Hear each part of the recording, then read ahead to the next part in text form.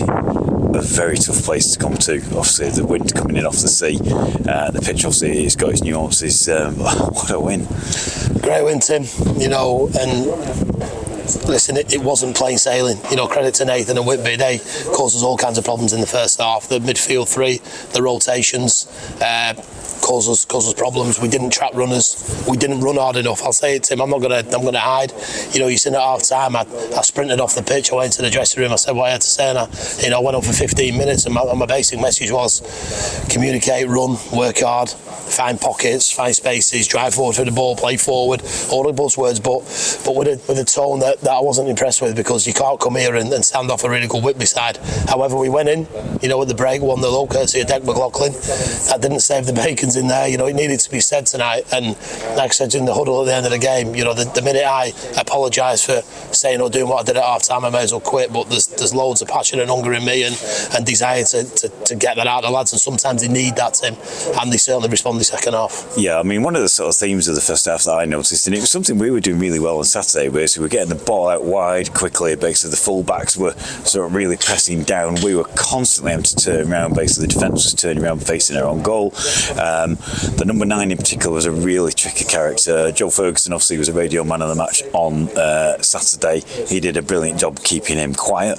But I think they had something like 9 attempts on goal. They had 81% possession, and I think we only had sort of 67 passes in the entire half, which is unbelievable for us. And I went in and said, lads, at half time, if it wasn't for George Murray-Jones and Curtis Jones, we probably out the game there, and then the two of us held us together. But sometimes that happens in football. You can't take anything away from Whitby. I thought the rotations, the movement was excellent. They forced us back. They had pace in all kinds of areas. They really posed us problems. You can see why they're doing well, but we needed to change things. We needed to tweak a few things. We needed to run harder, basically. And I said, whatever level of football, you've got to want to run harder than your opposition, and not token runs. I mean, run harder. And that's what we did second half, Tim. You've just given me the stats from the first half, which I was well aware of. However, second half performance, I thought we were amazing. We got around the front foot. We forced them back. We ran over them in midfield. We create some really good opportunities, and then when you think you're going to get over the line, the sucker punch comes and they go and equalise from the skipper goes up front and causes problems. But the character of this side, the big players, step up, and when Munro did excellent for the second goal, then he give it Gilbert, he come inside to Bennett, and one of the players that you want on the pitch is Aaron Bennett, and he strikes it home, and I'm delighted. I'm not going to stand here and say we deserve to beat Whitby, but I think Nathan will say that we give them a real game second half, and we were probably the better side. But you can't take anything away from Tim. They're a very, really good side, and they are where they are for a reason. Yeah, I mean, it was the first half was, like you say, it was classic smash and grab, because basically it came really against the run of play. I think we only had 3 attempts on a goal in that first half. Second half, I looked at the stats on 75 minutes. I put them out on Twitter. They'd not had a shot on goal in that first half of that second half, and then I think we were sort of 6 attempts on, and then you could see basically they were kind of getting to that point where it's like do or die time. And then obviously they had that sighter, which, I mean, it would have been a fantastic goal. It pinged off the top of the bar, and that was a warning shot. I think they had another attempt and then the goal. Yeah, and credit to them, they didn't give up, and the fans got right behind them. But then there was a couple of things that that you say they scored the equaliser, and a side that hasn't always had it all their own way in us this season, and our kind of chins have been on the floor at time. You could go the other way, but we don't. We roll our sleeves up and we go and get the winner. But then there's another moment in the game where, I'm stood right behind it, the lad that strikes it from 25 yards, the ball is shifting everywhere, and George Murray-Jones just takes it, nonchalantly. It was a great save. He took it, he caught it, he took the pressure off us, and I just thought at that moment, it's, that's the win. But it is momentum, Tim. I'll keep standing here and say it, and although Donna Hughes stayed at home and Charlie Oliver has stayed at home and Morris has stayed at home, we've got good players back from injury, and there's no excuse now for this side not to be able to step in. We're not going back to when we were absolutely depleted and we had 7 or 8 players out this season. We only left 2 or 3 at home, so there's no way I was going to stand there and go, that's an excuse, we don't have to perform. Got to perform every time you take to the field, and I've studied it loads of times, Tim, and some people might not have accepted it, say the side's been depleted.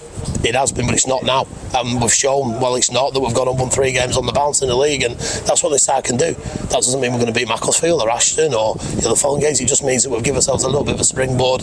Hopefully a weekend when I've done a few back, we'll have Morris and Oliver back and we can freshen it up again. But you just can't take anything away from the group. They're absolutely fantastic, and to come all this way on a Tuesday night to come away with 3 points is, I'm really impressed with them. Yeah, final mention, obviously this was a rearranged game from a Saturday. We always bring a lot of people up to Whitby. It's a nice place to come.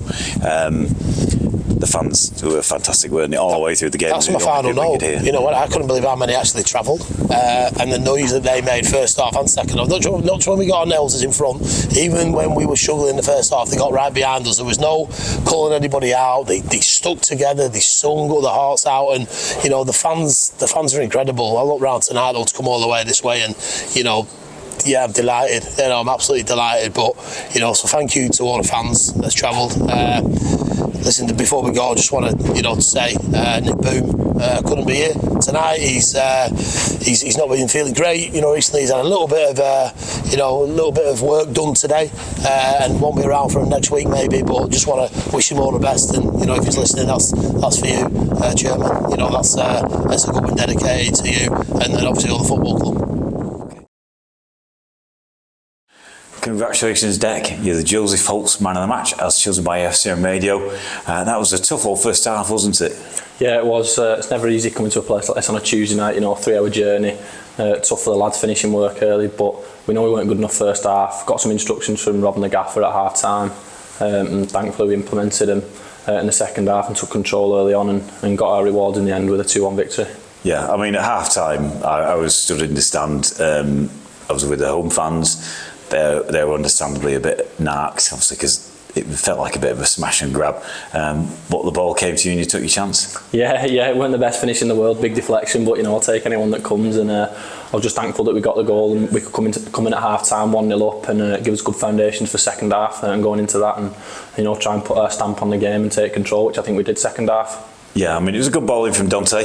Obviously, it hit that back post. Curtis and his marker were up for that, and it just fell nicely, didn't it? Yeah, it did. It fell really nicely.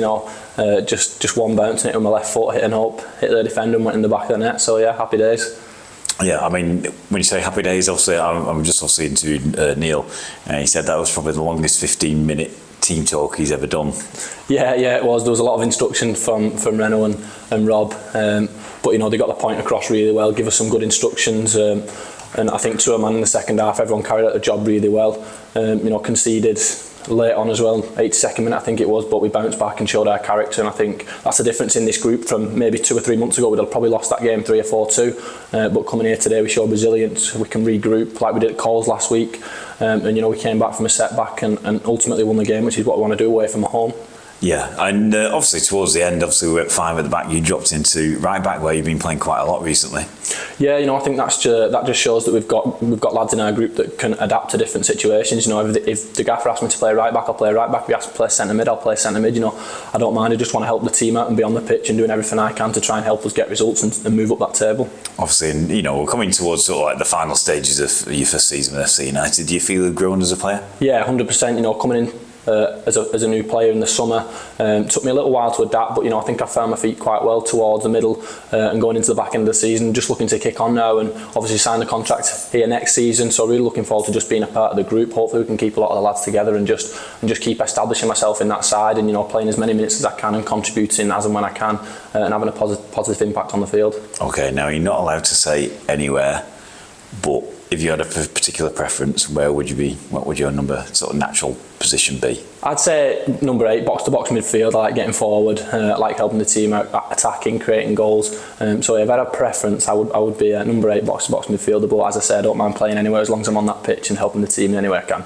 Okay, well, fantastic. Well, you obviously set the team up on its way to a 2-1 victory with your opening goal in the first half. Congratulations, and for that, you're the Josie Folks man of the match as chosen by FCM Radio. Cheers, Tim.